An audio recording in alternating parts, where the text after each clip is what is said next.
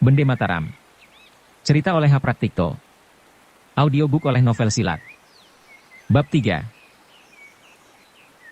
Nah, tahulah kini kalian, bagaimana berharganya kedua pusaka itu, kata Hajar Karangpandan lagi. Rawat dan peliharalah baik-baik.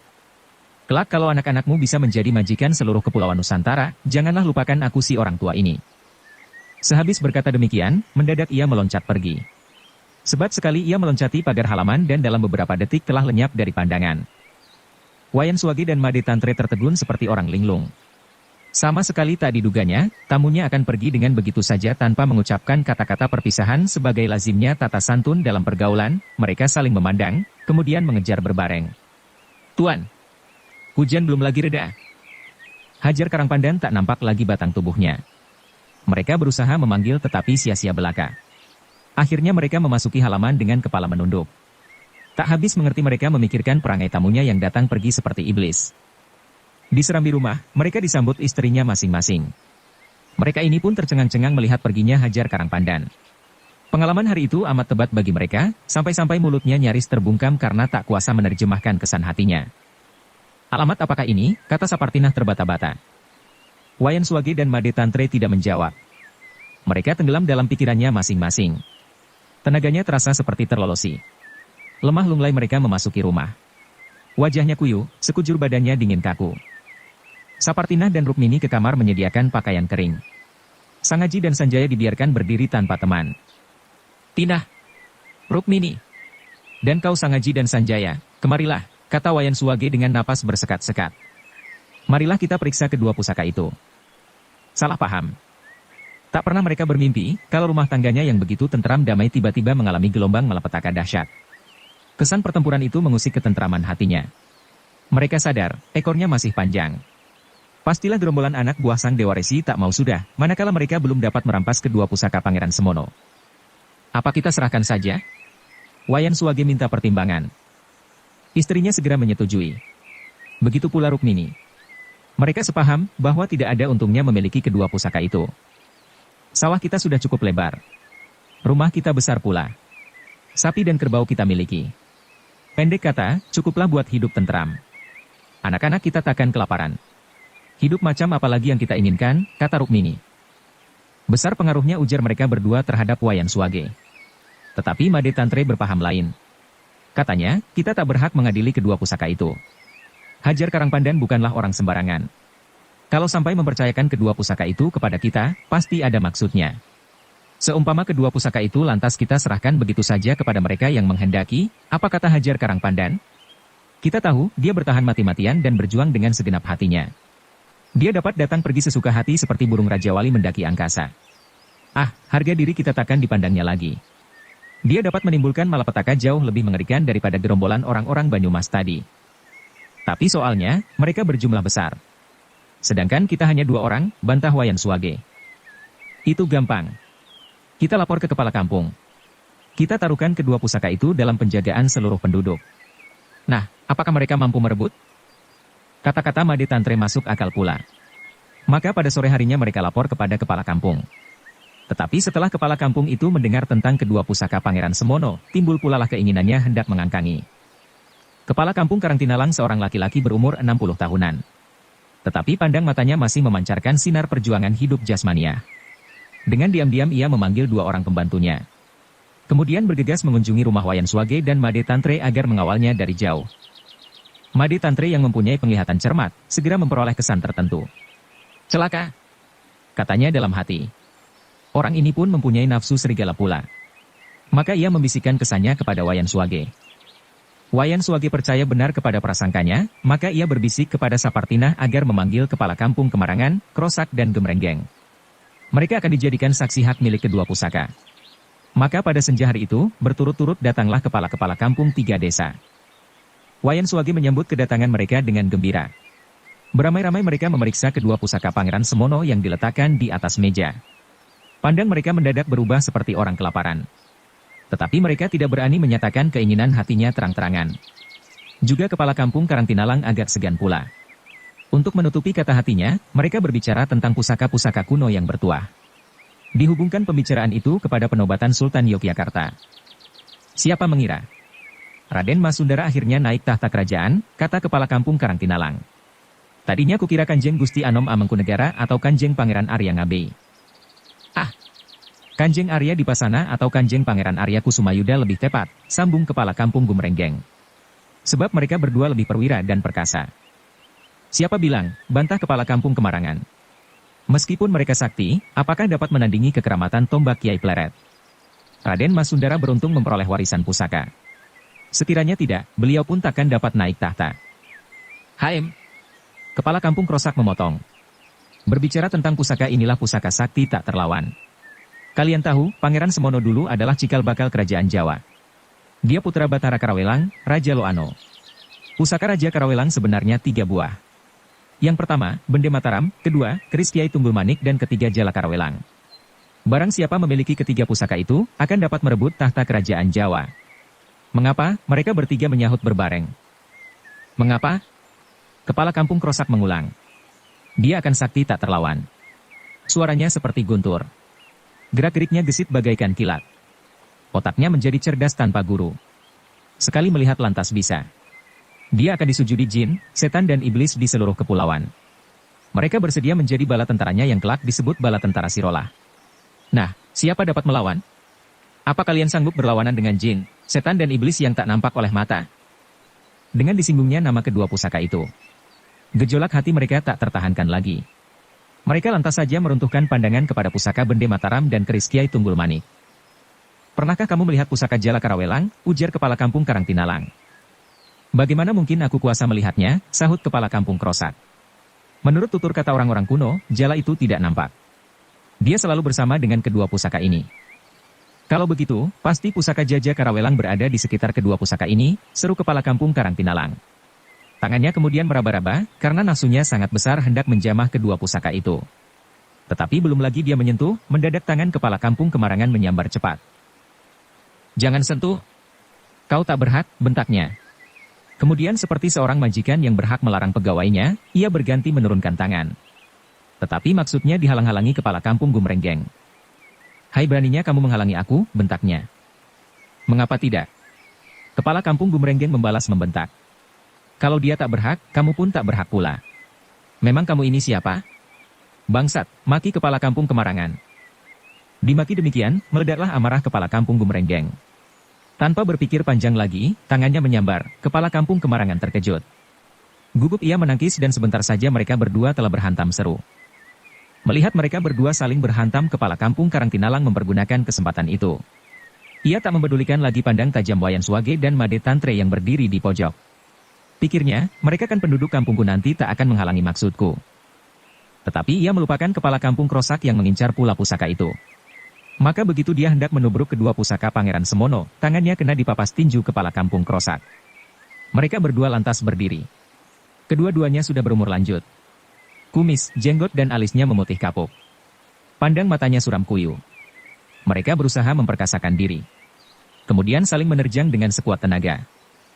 Mereka berbenturan dan tergetar mundur 2 langkah. Tubuhnya bergoyang-goyang. Tapi seperti kemasukan setan mereka menerjang lagi dan bergumul rapat-pepat. Zaman dulu tak gampang orang jadi kepala kampung. Dia harus seorang perwira, berwibawa, berani dan cerdik sebagai syarat mutlak memperoleh kewibawaan. Itulah sebabnya mereka kebanyakan terdiri dari bekas jagoan, pembegal atau maling ampuh. Maka tak mengherankan, kalau mereka pandai berkelahi dan ulet. Waktu itu senja rembang telah tiba. Dalam rumah panjang itu seketika menjadi gelap. Tubuh mereka yang berkelahi berkelebatan seperti bayangan. Mereka mengadu ketajaman pendengaran dan berpedoman pada kesiur angin belaka. Keempat orang kepala kampung itu sebenarnya tak mempunyai musuh tertentu. Mereka hanya bersedia bertempur demi kedua pusaka. Siapa saja yang menghampiri meja, lantas saja digempur bersama. Karuan saja, pertempuran itu berlangsung sangat kacau.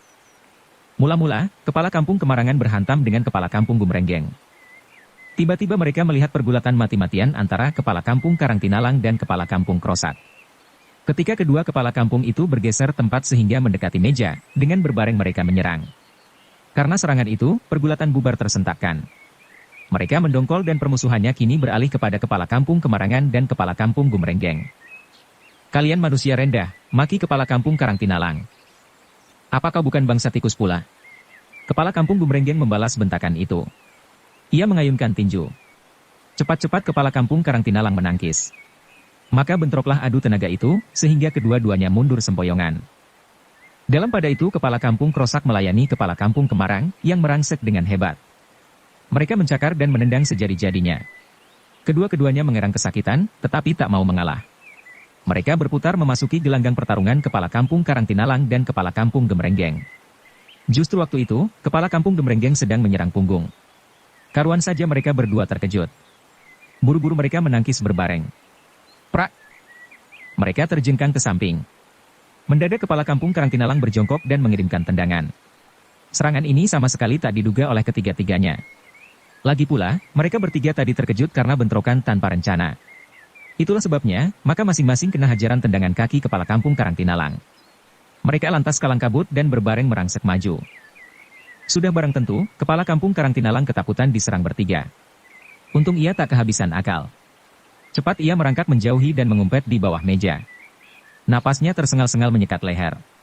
Dalam hati ia mengharap kedatangan dua pembantunya yang tadi disuruhnya mengawal dari jauh. Tetapi semenjak ia masuk ke rumah Wayan Swage dan Made Tantre, mereka jauh berada di luar. Apakah mereka mengetahui apa yang telah terjadi pada petang hari itu? Memikirkan hal itu, ia merayap keluar dari bawah meja. Hatinya tak rela jika belum dapat menggenggam pusaka Pangeran Semono sebagai miliknya. Tetapi begitu dia keluar dari kolong meja, segera ia terlibat dalam pertempuran kalang kabut. Ia lantas menerjang dan mengamuk serabutan. Pada saat itu Wayan Swage dan Made Tantre yang berdiri di luar gelanggang tercengang-cengang menyaksikan terjadinya pertarungan. Lama-kelamaan mereka mendongkol, jengkel dan geli. Bagaimana tidak? Sama sekali tak diduganya kalau mereka berempat yang diharapkan menjadi saksi hak milik barang pusaka, malahan saling berhantam begitu mati-matian. Perkakas rumahnya rusak berantakan. Sedangkan Sapartinah dan Rukmini terlihat memepet dinding dengan wajah ketakutan. Maklumlah, selama mereka mendirikan rumah tangga, belum pernah sekalipun menyaksikan orang bertempur di depan hidungnya. Apalagi mereka yang bertempur adalah kepala-kepala kampung yang mereka hormati. Sang Haji dan Sanjaya sudah sejak tadi terkunci mulutnya. Mereka berdua gemetaran, meringkaskan badan dan menyusup ke lambung ibunya masing-masing. Mempertimbangkan keadaan keluarganya, Made Tantre habis kesabarannya. Serentak ia lari ke dapur dan datang kembali dengan membawa kayu menyala. Segera ia menyalakan lampu. Kemudian berbareng dengan nyala lampu, ia berteriak nyaring, "Berhenti! Mengapa kalian saling berhantam? Bukankah kalian kami undang untuk menjadi saksi hak milik pusaka kami?" Mereka berhenti berkelahi dengan serentak. Tetapi bukan karena teriakan Made Tantre, melainkan karena sinar terang yang menerangi ruang rumah. Mereka saling memandang dengan pandang mengancam dan menyiasati. Raut muka mereka bengis dan hawa pembunuhan mulai terasa. Seketika itu di dalam rumah hanya terdengar napas mereka. Made Tantre bergemetaran karena menahan marah. Ingin ia mendepak muka mereka, andai kata mereka bukan kepala-kepala kampung yang harus dihormati. Mendadak ia mendengar suara lantang dari serambi depan. Suara itu mengalun dan menusuk seluruh penjuru. Ia kaget dan cepat-cepat memepet dinding. "Aku Wirapati, murid keempat Kiai Kasan Kesambi. Ada sesuatu hal yang harus kusampaikan kepadamu. Kuharap jangan salah paham," bunyi suara itu. "Jahanam mana lagi yang datang?" pikir Made Tantre. Dia menoleh kepada Wayan Swage minta keyakinan. Waktu itu Wayan Swage sedang memusatkan pendengarannya, menangkap suara kata-kata yang terucapkan dengan perlahan dan terang. Ia terkejut. Suara itu begitu riuh seperti guru. Pastilah yang datang bukan sembarangan orang. "Wayan," bisik Made Tantre. "Apa kata hatimu? Jangan bergerak. Tunggu. Dia pasti datang kemari," jawab Wayan Swage berbisik pula. Waktu itu Wirapati berjongkok ketika melihat sinar mengejap. Sebenarnya tak usahlah dia berbuat begitu, karena sinar yang mengejap adalah nyala pelita yang sedang disulut Made Tantre. Tapi oleh pengalamannya di tengah perjalanan tadi, ia perlu bersikap waspada. Bukankah pemuda ganas yang membunuh si pendek gemuk belum menampakkan diri? Ia menunggu beberapa saat. Jawaban tetap tak diperolehnya. Dalam rumah sunyi hening. Hati-hati ia merangkak maju menjenguk ke dalam. Sekarang dilihatnya nyala pelita menerangi ruang sana. Nampak pula ada beberapa bayangan berombak-ombak pada dinding. Cepat ia berdiri dan melompat ke belakang tiang guru. Dilihatnya 10 orang bersikap diam tak bergerak. Yang 4 orang terdiri dari 2 perempuan dan 2 kanak-kanak. Yang 6, laki-laki semua. Apa yang sedang dikerjakan? Sebagai murid Kiai Kasan Kesambi yang sudah berpengalaman, segera ia dapat membaca kesan muka mereka masing-masing. Mendadak pada saat itu di atap rumah terdengarlah suara membentak. "Semua jangan bergerak dan jauhilah meja." Wirapati segera mengenal suara itu. "Ah," pikirnya. Itulah si pemuda ganas yang membunuh si pendek gemuk. Aku harus berhati-hati. Nampaknya di dalam rumah ini telah terjadi sesuatu yang menegangkan. Tetapi keenam laki-laki yang berdiri tegang tetap berada di tempatnya, seolah-olah tak mendengarkan ancaman itu. Diam-diam hati Wirapati tergetar. Kalau pemuda itu sampai menurunkan tangan jahatnya, bagaimana mereka dapat mengelakkan diri? Terdengarlah kemudian suara tertawa dingin di atas atap. Kemudian dengan kesiur angin ringan, turunlah si pemuda ke tanah dengan sekali melompat. Ia adalah seorang pemuda yang berumur kurang lebih 24 tahun. Wajahnya agak pucat, tetapi tampan dan bermata ningrat. Pakaian yang dikenakan terbuat dari kain mahal. Ia menyengkelit sebilah keris melintang perutnya. Mulutnya menyungging senyum manis. Seumpama Wirapati tak menyaksikan dengan mata kepalanya sendiri, tak percaya kalau pemuda itu dapat berlaku ganas. "Hai! Apa kalian tak dengar perintahku?" bentaknya tajam. Masih saja keenam orang itu tak menghiraukan. Tiba-tiba kakek yang berada di timur, dia kepala kampung Karangtinalang, mengayunkan tangannya dan bergerak hendak mencakar muka si pemuda. Cepat pemuda itu mengelak, terus maju selangkah. Melihat si pemuda melangkah maju, kepala kampung Krosak yang berada di sebelah utara mengemplang kepalanya. Tetapi gerak-gerik si pemuda itu gesit.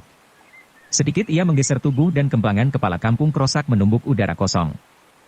Mendapat bantuan kepala kampung Krosak, hati kepala kampung Karangtinalang jadi mantap. Ia menerjang dan menyodokkan tangannya. Tangannya sebelah kiri dipentang siap menerkam dada. Ini hebat. Diam-diam Wirapati memuji dalam hati. Tetapi ilmu berkelahi si pemuda benar-benar aneh dan bagus. Dengan tersenyum merendahkan lawan, mendadak ia menangkis dan membalas menyerang. Kedua kakek itu dilawannya dengan gampang. "Iblis! Siapa kamu? Hayo mengaku, apa kau ingin juga memiliki pusaka ini?" bentak kepala kampung Krosak. Si pemuda membalas bentakan itu dengan tertawa dingin. Tiba-tiba tubuhnya melesat dan lengan kepala kampung Krosak kena disambar dan dipatahkan sampai berbunyi berceratukan. Alangkah terkejut kepala kampung Karangtinalang menyaksikan lengan kepala kampung Krosak kena dipatahkan. Buru-buru ia menarik serangannya dan bersikap mempertahankan diri. Tetapi terlambat. Dia pun terserang si pemuda. Tahu-tahu ia terbanting ke tanah. Betisnya patah tak berdaya, sehingga ia jatuh tengkurap tak berkutik lagi. Mendapat kemenangan itu, si pemuda mendongakkan kepala. Kemudian tertawa dingin. "Siapa yang salah? Bukankah aku tadi memberi perintah supaya kalian menjauhi meja? Nah, siapa maju lagi?" Wirapati mendongkol mendengar sumbar si pemuda. Sikapnya yang sombong itu benar-benar memuakkan hati. Hati kesatrianya lantas bangkit. Mendadak ia melihat si pemuda itu mengamat-amati perempuan yang berdiri memepet dinding mendekap bocah. Itulah Sapartina, istri Wayan Swage. Dia sesungguhnya seorang perempuan berwajah manis. Hidungnya mancung. Matanya bersinar. Alisnya tebal dan mempunyai tahi lalat di atas mulutnya. Umurnya belum lagi mencapai 22 tahun. Kulitnya kuning langsat. Perempuan seumur dia cepat menarik hati laki-laki yang sudah berpengalaman. Itulah sebabnya maka tak mengherankan kalau si pemuda tertegun melihat kecantikannya. "Istri siapa dia?" tanyanya sambil membagi pandang. Tidak ada jawaban.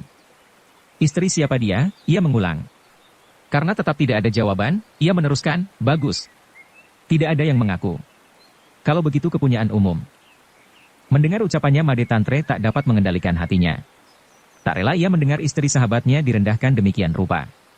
Secepat kilat ia menjejak tanah dan terbang menerkam si pemuda.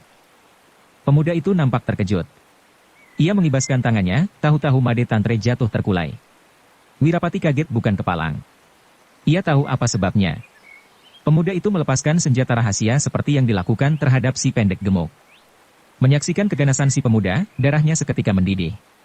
Ia lantas meloncat sambil berjaga-jaga. Serangan Wirapati cepat dan tak terduga. Pemuda itu tak dapat mengelakkan diri. Terpaksa dia menangkis. Tetapi kena benturan tangan Wirapati, ia bergetar mundur 2 langkah, ia heran atas kejadian itu. "Jahanam, siapa kamu? Selama kamu tak mau memperkenalkan namamu, apa perlu aku meladeni tampangmu?" Wirapati menyahut. Ia menoleh dan melihat tubuh Made Tantre tak berkutik. Rukmini merenggutkan dekapan anaknya dan lari menubruk. Cepat-cepat Wirapati menghalang-halangi. "Jangan sentuh. Dia terkena racun." Mendengar ucapannya semua jadi terkejut. Tetapi Rukmini tak mempedulikan. Ia memaksa maju merangsek. Terpaksa Wirapati mendorongnya pergi.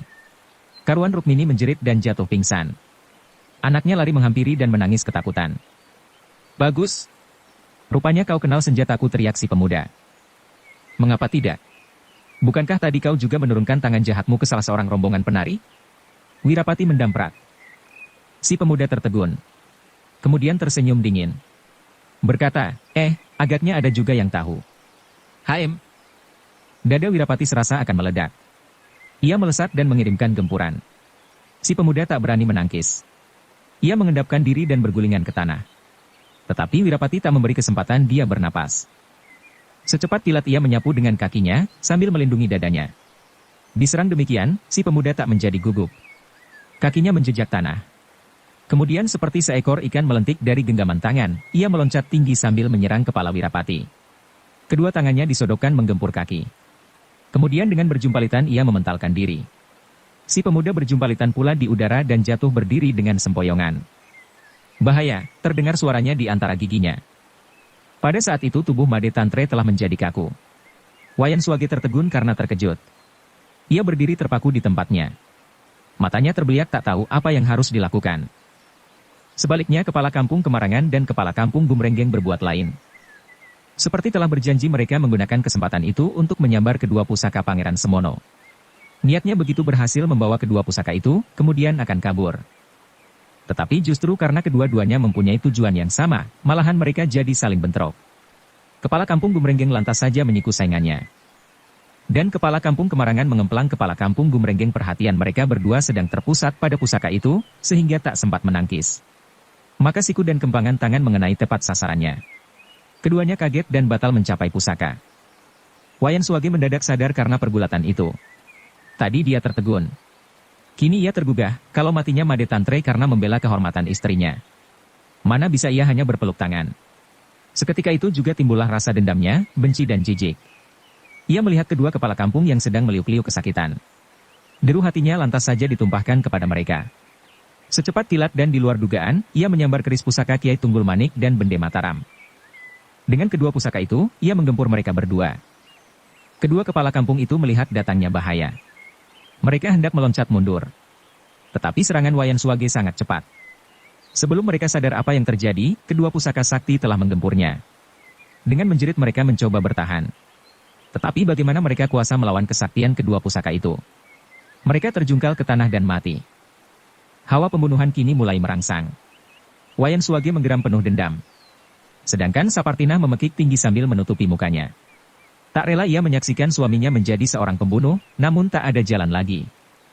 Tiba-tiba di luar dinding terjadilah suatu keributan.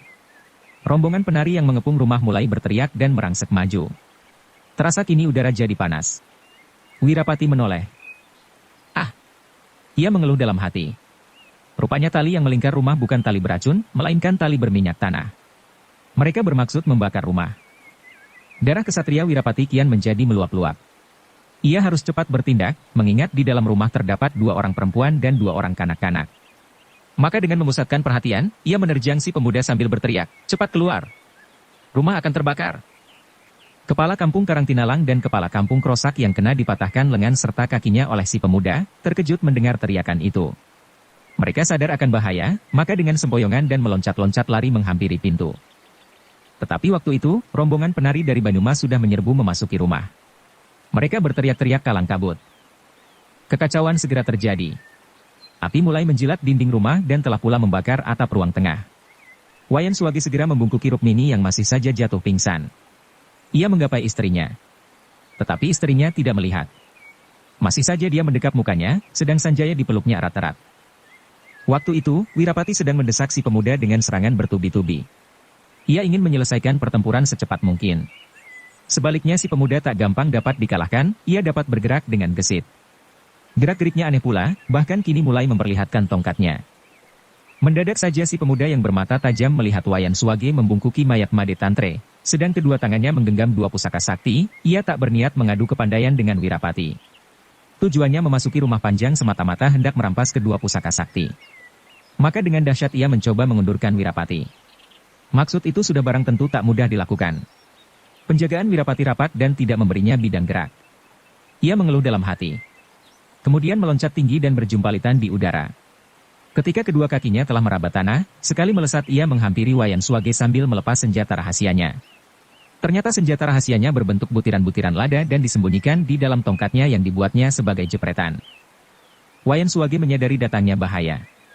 Untung, didikan si pemuda dilakukan dengan gugup karena dirintangi Wirapati. Meskipun demikian, senjata rahasianya mengenai juga mata kaki Wayan Suwage yang seketika itu juga menjerit roboh. Wirapati terkejut. Cepat ia melesat dan menyambar punggung si pemuda. Si pemuda terpaksa mengelak, sehingga gagal merampas kedua pusaka. Ia bermurung dan memaki-maki dalam hati. Dalam kemurungannya itu mendadak ia teringat akan kecantikan Sapartina. Tanpa kesulitan lagi, ia menerkam lengan Sapartina. Kemudian ibu dan anak diangkat tinggi. Dalam hatinya ia akan mempergunakan mereka sebagai perisai jika Wirapati tiba-tiba menyerang. Tetapi kala itu, Wirapati memikirkan akibat bidikan senjata rahasia si pemuda yang mengenai mata kaki Wayan Suwage. Buru-buru ia melolos belatinya dan memangkas kaki Wayan Suwage sekali pagas. Itulah satu-satunya jalan buat menahan menjalarnya racun berbahaya. Kemudian ia menotok urat nadi sambil berdiri di depannya siap melindungi serangan-serangan si pemuda yang mungkin datang lagi. Mendadak ruang tengah telah terbakar habis. Rombongan penari benar-benar telah menyerbu. Kedua kepala kampung yang bernasib malang kena ditumpas mati. Tubuh mereka terjengkang di dekat ambang pintu dan sebentar saja telah digerumit nyala api. Melihat bahaya, si pemuda tak mempedulikan kedua pusaka sakti yang masih tergenggam erat-erat dalam tangan Wayan Suwage. Pikirnya, yang penting aku harus menyingkir. Kedua pusaka itu perlahan-lahan akan dapat kujejaki di kemudian hari. Tubuh Sapartina dan Sanjaya diringkusnya erat-erat kemudian ia meloncat menubruk dinding. Dinding rumah terbuat dari papan. Di ujung sana telah terbakar hangus. Itulah sebabnya sisa dinding tidak sekokoh semula. Maka dengan mudah si pemuda dapat menggempur roboh dan melesat melintasi lautan api. Wirapati tak dapat berpikir lama-lama. Ia harus segera mengambil keputusan.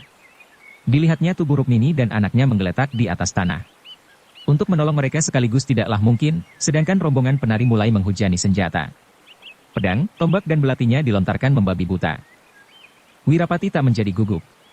Ia mengendapkan kepalanya sambil menyabetkan belatinya. Dengan kecekatan yang telah dilatihnya semenjak berguru di Gunung Damar, ia dapat menangkis hujan senjata itu dengan sekali sabet. Kemudian ia mencengkeram ikat pinggang Wayan Suwage sambil berpikir, mereka datang untuk merebut pusaka sakti. Aku tak dapat membiarkan mereka mencapai maksudnya. Baiklah ku selamatkan dulu orang ini. Mereka boleh mengejarku, masa aku tak mampu. Ia melesat ke dinding. Seperti laku si pemuda, ia menggempur dinding dan melintasi lautan api. Ia mendengar rombongan penari itu berteriak-teriak tinggi. Tapi tak usahlah dia khawatir, karena lautan api menjadi batas pagar yang cukup sentosa. Kejar dia, terdengar suara si tinggi jangkung yang telah dikenalnya. Pusaka ada padanya. Perempuan dan anak itu, biar aku yang mengurusi. Mendengar seruan si tinggi jangkung, hati Wirapati bersyukur. Rukmini dan anaknya pasti dapat diselamatkan. Sekarang ia memusatkan perhatiannya ke tujuan melarikan diri. Kemana dia akan lari? Dalam gelap, ia kehilangan kiblat arah. Lagi pula jalan desa Karangtinalang sama sekali belum dikenalnya. Tanpa berpikir ia lari terus dan lari terus. Ia mendengar desa menjadi ribut oleh kentungan tanda bahaya. Kentungan tanda bahaya itu segera disahut dari desa ke desa. Celaka! Pikirnya dalam hati. Kalau aku lewat jalan besar aku kena cegat penduduk desa. Baiklah aku menyeberang sawah, moga-moga hilanglah jejakku. Oh hujan, turunlah kau. Kalau tadi ia merasa dirintangi turunnya hujan kini ia berdoa sebaliknya. Larinya dipercepat dan dipercepat. Ia tak mengenal lelah sampai akhirnya tak terdengar lagi kentung tanda bahaya.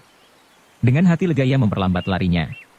Ia mencium daun-daun hutan, muncullah harapan untuk membebaskan diri.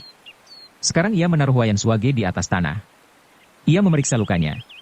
Ternyata Wayan Suwage jatuh pingsan, karena darahnya bercecer sepanjang jalan. Ih! Jejakku mungkin akan hilang dihisap air tanah tapi darah ini pikir Wirapati karena merasa tidak aman. Wirapati segera merobek lengan baju Wayan Suwage dan dibalutkan pada kakinya yang buntung. Kemudian ia memapahnya dan dibawanya berlari lagi. Sewaktu fajar menyingsing sampailah dia di tepi sebuah kali. Diseberanginya kali itu dan ia beristirahat di dalam gerumbul pohon tembelekan, sejenis bunga liar, yang rimbun. Ia memeriksa keadaan Wayan Suwage. Hatinya bersyukur karena Wayan Suwage ternyata masih hidup. Racun senjata rahasia si pemuda bisa dipunahkan, berkat ia memotong ujung kakinya sebatas setengah betis. Segera ia membebat luka. Tak lama kemudian, terdengar rintih Wayan Suwage. Wirapati gembira. Ia memijat kedua pundak Wayan Suwage. Bagaimana keadaanmu? Antara sadar tak sadar, Wayan Suwage membuka matanya, ia mencoba bangun, tetapi tenaganya habis. Agaknya dia hampir kehabisan darahnya. Tak usah kau bangun, kata Wirapati lagi. Sekarang kamu telah terhindar dari bahaya. Aku tak dapat menemanimu lebih lama lagi. Izinkanlah aku pergi. Pergi, gumam Wayan Suwage. Mengapa tak kau rampas kedua pusaka ini? Sungguh pun kedua pusaka itu mempunyai riwayat khayal yang menarik hati, tetapi apa hakku merebutnya? Pusaka itu bukan milikku atau hak warisku. Bagaimana keadaanmu? Wayan Suwage terbelalak heran. Ia tak percaya mendengar ujar Wirapati. Ia menduga, Wirapati sedang mengatur tipu muslihat. Kau, apalagi yang mau kau lakukan? Tuduh Wayan Suwage. Ia mencoba berdiri, tiba-tiba kakinya terasa sangat sakit. Tatkala melihat kakinya yang sebelah menjadi buntung, ia memekik kaget dan menjatuhkan diri ke tanah. Kau siksa aku? Mengapa kau? Pekik Wayan Suwage marah. Bersambung ke bab 4. Dukung kami dengan subscribe, follow, like, komen dan share. Terima kasih.